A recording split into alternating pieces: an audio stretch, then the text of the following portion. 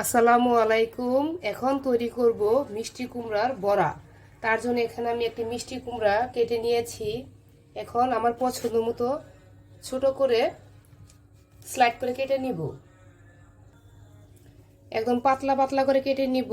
আমি যতটুকু পরিমাণ তৈরি করব ততটুকু পরিমাণে আমি ছোট করে টুকরো করে কেটে নিব মিষ্টি কুমড়াগুলো।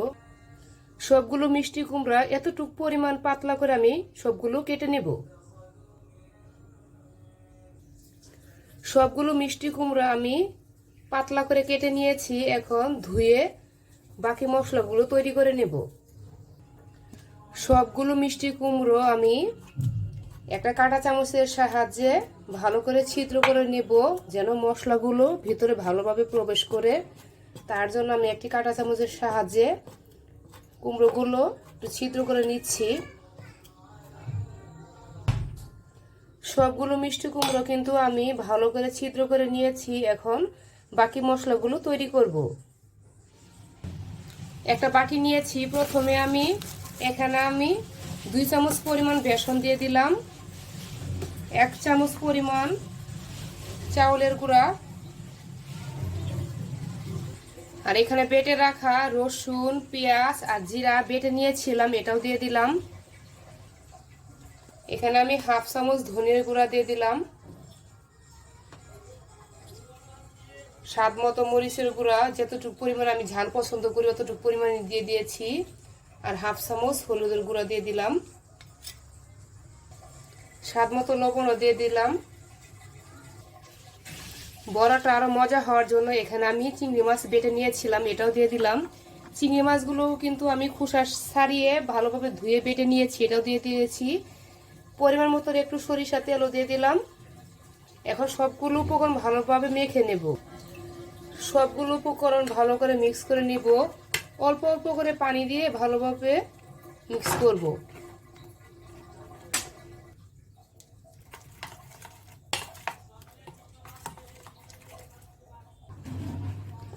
সবগুলো উপকরণ ভালো করে মিক্স করা হয়ে গেছে। এখন বড়াটা ভাজার জন্য চুলায় একটি তাওয়া বসিয়ে দিয়েছি। এখন পরিমাণ মতো তেল দিয়ে দিলাম। তেলটা গরম হয়ে গিয়েছে। আগে থেকে রেডি করা যে মশলাগুলো তৈরি করেছিলাম তার মাঝখানে আমি এই যে কুমড়োটা দিয়েছি, দিয়ে ভালোভাবে মেখে নিয়েছি। এখন সবগুলো তেলে দিয়ে দিব ভাজার জন্য।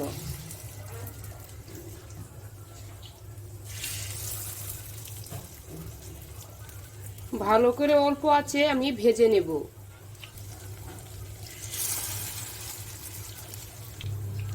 একটু সময় নিয়ে ভাজতে হবে যেন কুমড়োটা ভালোভাবে সেদ্ধ হয়। তার জন্য আমি একটু সময় নিয়ে ভাজবো অল্প আঁচে।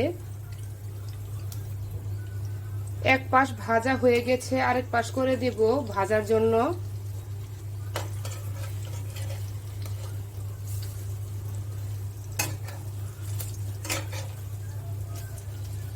এটাও আর একটু সময় নিয়ে ভাজবো অল্প আছে। সবগুলো কিন্তু আমার ভালো করে ভাজা হয়ে গেছে। আমি কিন্তু সময় নিয়ে ভেজে নিয়েছি। সময় নিয়ে ভাজলে ভেতর পর্যন্ত একদম সফটভাবে সিদ্ধ হয়ে যাবে। সবগুলো এখন আমি নামিয়ে নেব। একটা বাটিতে নামিয়ে নিয়েছি, আর বাকিগুলো আমি বাকি তেলে একইভাবে সবগুলো ভেজে নেব।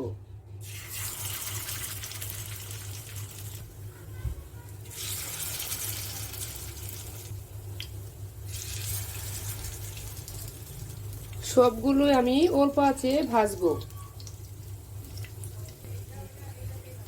এক পাশ ভাজা হয়ে গেছে, আরেক পাশ করে দেব।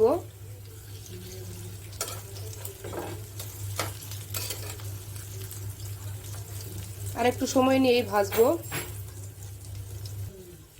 বড়াটা আমার ভাজা হয়ে গেছে। এখন সবগুলো আমি নামিয়ে নেব। হয়ে গেল আমার খুবই মজার মিষ্টি কুমড়ার বড়া। যারা মিষ্টি কুমড়া খেতে পছন্দ করেন তাদের জন্য এই রেসিপিটা আমি তৈরি করেছি। খেতে কিন্তু অনেক মজার হয়, গরম ভাতের সাথে বা বিকেলের নাস্তায়।